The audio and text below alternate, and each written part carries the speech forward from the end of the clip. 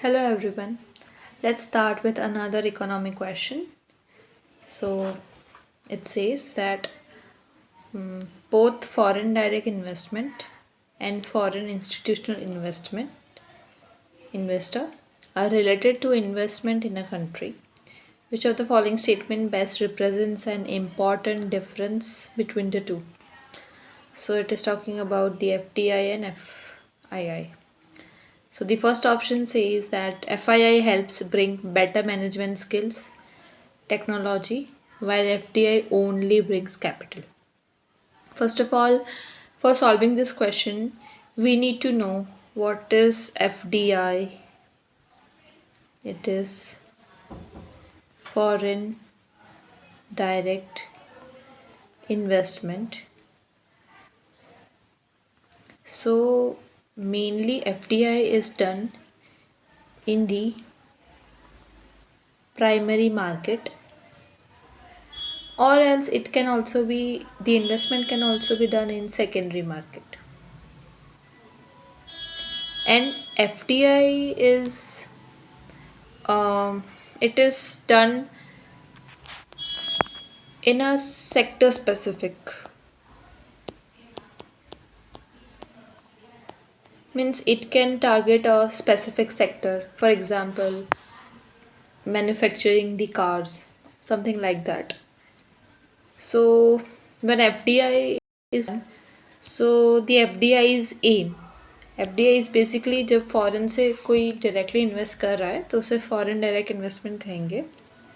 तो जब वो इंडिया में अपनी कोई प्राइमरी मार्केट से मतलब है कि खुद से ही कोई कंपनी सेटअप कर रहा है, ठीक है, फ्रॉम दी बेस, या फिर वो किसी कंपनी के साथ कोलैब करके कर रहा है, वो भी हो सकता है. मेनली प्राइमरी मार्केट को टारगेट करते हैं एफ, ठीक है. कुछ केस में सेकेंडरी मार्केट भी हो सकता है.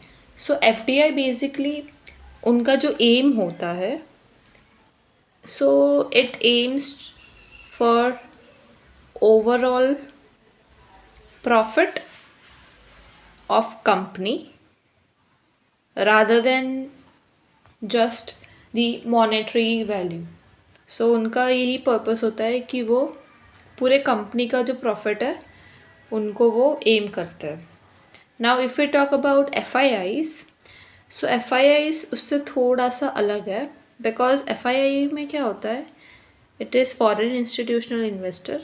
FII मेनली अगर देखा जाए तो वो सेकेंडरी मार्केट में होते हैं, मतलब कि mainly it focuses on the capital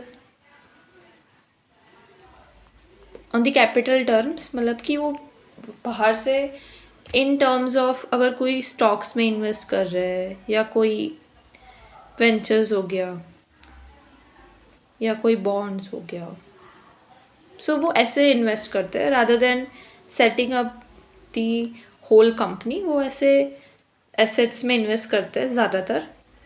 and FIIs का ये जो है वो ज़्यादा स्टेबल नहीं है एज़ कम्पेयर टू FDI, क्योंकि FDI क्या है कि वो कंपनी के साथ होते हैं तो उनके पास वो अपना मैनेजमेंट स्किल्स अप्लाई करते हैं. Also they bring tech, modern tech from abroad, जो भी अवेलेबल है, अच्छी से अच्छी टेक्नोलॉजी, अच्छे से अच्छे मैनेजमेंट स्किल्स वगैरह. लेकिन FII के केस में ऐसा नहीं है. FII के केस में वो सिर्फ और सिर्फ अपना कैपिटल इन्वेस्ट करते हैं and they are only just concern about their own profit rather than the profit of the company. Because FII ज़्यादातर देखा जाए तो mainly it is for a shorter period. We cannot we cannot assume that it would be for a longer period. The FIIs, the foreign institutional investors, may exit the Indian market anytime, but it is not with the case of FDI. FDI एक ज़्यादा stable है as compared to FIIs. सो इस वजह से ये एक background था FD और FIIs का.